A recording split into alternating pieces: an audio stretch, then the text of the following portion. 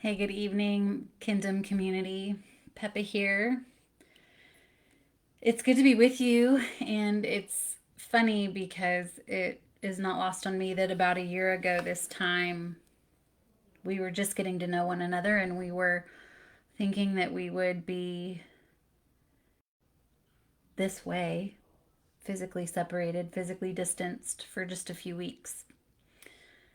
And so here we are a year later, celebrating another Holy Week, observing another Holy Week, and getting ready to go into another Easter. So, as I have said multiple times, and as I will continue to say, I miss you. I miss being with you. I miss being able to gather. And hopefully, we will be able to do that soon. But tonight, Maundy Thursday, if you follow Kingdom on Instagram, you probably got to see the infographics I did. And Maundy is such a funny word. It's Maundy. When I was little, I thought it was Monday, Thursday, and I was really confused as to why there would be a day with two names of the week. But Maundy Thursday comes from the Latin word mandatum, which means commandment or service. There's a lot that is read into that word depending on the definition that you use. But the reason it is called Maundy Thursday is because tonight is the night when we remember the commandment that Jesus gave his disciples, which in real time is now us, gave the disciples to love one another. So tonight, given that it is 8:30 and I know that many of us have lives and evenings to get to, I wanted to come on briefly and just paint a picture of what this night might have been like for Jesus and for his friends. I think about them gathered maybe around a fire outside underneath a sky that was uninterrupted by light. So the stars were bright and the sky was vast, and they sat together. Jesus knowing what was coming in the coming days, knowing soon that after this meal that they would share, that he would be arrested and that he would be taken before judges and that he would eventually be led to the cross to die. I think about what it must have been like to go into a time with his most dear friends, the people he loved and trusted the most, and to know that his time with them was limited, to know that his time with them was short. And I can't help but wonder if it felt anything like it might have felt anytime you say goodbye to family or friends when you've gone into town to visit, maybe. I know growing up, I was very close with my family and my friends, and I still am so close to them. But as I have gotten older and gone away, I now am in a situation where none of my core heart people, none of my closest girlfriends um, live right here. My best friends are scattered throughout the country. And so I know how urgent I imagine that Jesus must have felt a sense of urgency with his friends, knowing that his time was limited. I know that when my time is limited with my friends, I just want to spend as much time with them face to face as I can. And if you're anything like me, you have a long list of people to go see once it is safe to travel again. But tonight, I want you, if you can, to just take a moment and close your eyes and imagine a fire pit with a fire that's bumbling and bursting, and maybe even imagine some s'mores and some beverages that you're hanging out with your friends and you're having a good time. And all of a sudden, one of your dearest, closest friends says, I need y'all to love one another because when I go, you can't come with me. Where I'm going, you cannot come. So I need y'all to promise that you will love one another and take care of one another. Just like I have loved you, I want y'all to promise that you will love one another and love the world around you. I wonder how the energy around that campfire might have changed. I wonder if Jesus's friends felt that same sense of urgency. I wonder if they started to understand that he was trying to get a point across to them and that they might have needed to listen. I wonder if they had been imbibing with bread and cup, and so if what they were hearing might have been a little fuzzy. And I wonder if there was a tone in Jesus' voice that caused them to sit up a little straighter and lean in to listen a little harder. I can't imagine what it must have been like for Jesus to sit with these people hoping upon hope that they would hear him and that they would take it seriously, what he was saying to them. And I can't imagine how it must have felt to know that his words were few to come, and that the words that he would share with these disciples, his friends, would be the last for now. And y'all, if I'm honest, I have to be honest and say that I love the fact that he chose to tell them to love one another. Because that's really what it's all about. It is about love being shared, love being given, receiving love, and taking that love, and in response to that love, loving others. Love is really what it's all about. I mean, I could talk for hours about that. But if you get nothing else out of this idea of Maundy Thursday and this step into Holy Week and this step with Jesus closer to the cross, I hope you know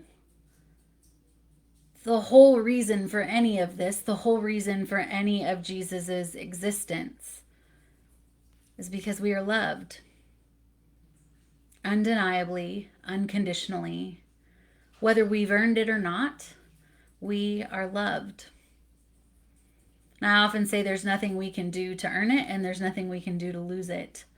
So the best we can do is try to accept it and make the best of it that we can. In the coming days, tomorrow we will talk and hear the story of Christ dying on the cross, of Jesus going through his trials and ending up on the cross. We'll hear that story.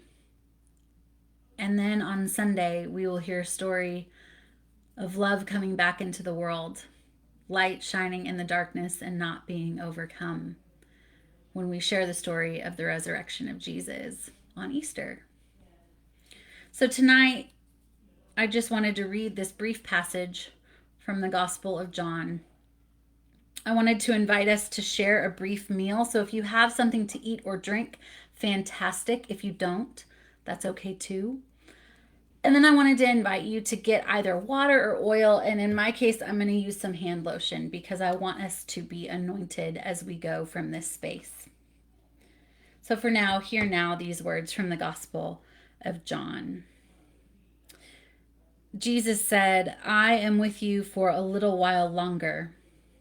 You will look for me, but as I told the other leaders, I also tell you now that where I am going, you cannot come. So I give you a new commandment, to love each other just as I have loved you. So you must also love each other. This is how everyone will know that you are my disciples, is that when you love each other." So before he told them the commandment to love one another, Jesus sat with them and he took bread and he broke it. And he said, "This is my body broken for you." So in this case, my body, Jesus' body tonight looks like a Palmier cookie. He took the bread and he broke it. And he said, "This is my body broken for you, and I want you to eat this and remember me." And he took the wine and he poured it out into a cup. And he said, "This is the cup poured out for you for the forgiveness of sins," which is a fancy churchy way of Jesus saying, "I am doing this because I love you. I share this meal with you because I love you. And I will give my body and my blood for you because I love you." So as we share this meal of bread and cup, in this case, my cup is literally a cup tonight of water, Every time we share this meal together, I hope you will know it is a feast made in love. Love for you, without question, without condition. So if you have something to eat and drink, I invite you to do that now. I'm not going to eat this right now so that you all don't have to listen to me chew. Jesus also that night sat with his friends and then did something that was a bit scandalous in the day. He took a basin of water and a towel and he began to wash his disciples' feet. Now, in that time, power and status was often shown by acts of service. So for Jesus, who was a revered and beloved teacher, and a man who among his disciples had great esteem and rank and class, for Jesus to then get down on his knees and hands and wash his disciples' feet was such an outrageous act of service that it was almost to the point of being offensive, almost to the point of being unacceptable. But if you know anything about the story of Jesus or are learning about Jesus through these videos, I hope you will hear that Jesus did not care for power or class or esteem. Jesus cared that we love one another. And sometimes the best way we can show love is by serving. And sometimes, if you're anything like me, accepting love, receiving love is harder than giving love. So tonight, I invite you to take a moment, wherever you might be, and take some lotion or some water, and this we can do together. And put the lotion or water, or oil even, on your hands. And give yourself a moment to just be in your body. Rub your hands together, feel them, give thanks for them. They do a lot of work during the day. And give thanks for the ways that these hands of yours have served others. And now have a moment to serve yourself. Love yourself through the act of feeling water, oil, lotion, nourish your skin.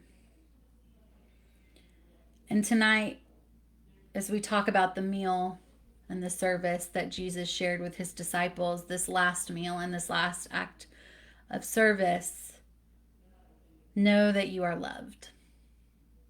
Know that these next days' love will carry us through.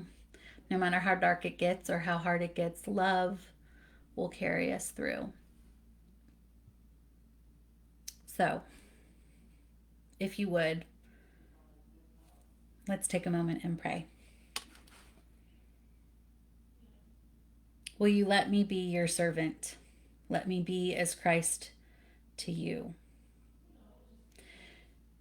Jesus led them with a cloud by day and all the night through with the glow of fire. He split the hard rocks in the wilderness and gave them drink as from the great deep. He brought streams out of the cliff and the waters gushed out like rivers. But they went on sinning against him, rebelling in the desert, even in the Most High. Will you let me be your servant? Let me be Christ to you. God, you knelt to wash our feet, the dirt from our feet. Dirt that you made at the dawn of creation, our feet that you breathed into being. Teach us to serve one another, to love one another, so that the world may know that we are marked by love. And God, when we lose sight of the ability to love one another, call us back. Call us back around campfires or around tables. Call us back together to share a meal.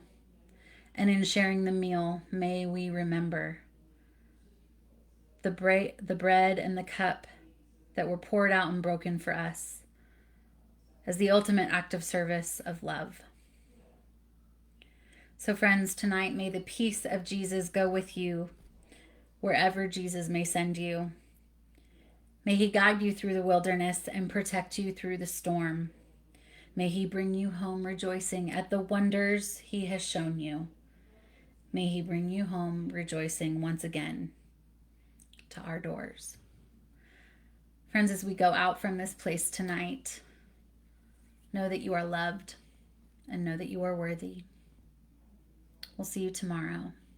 Go in peace.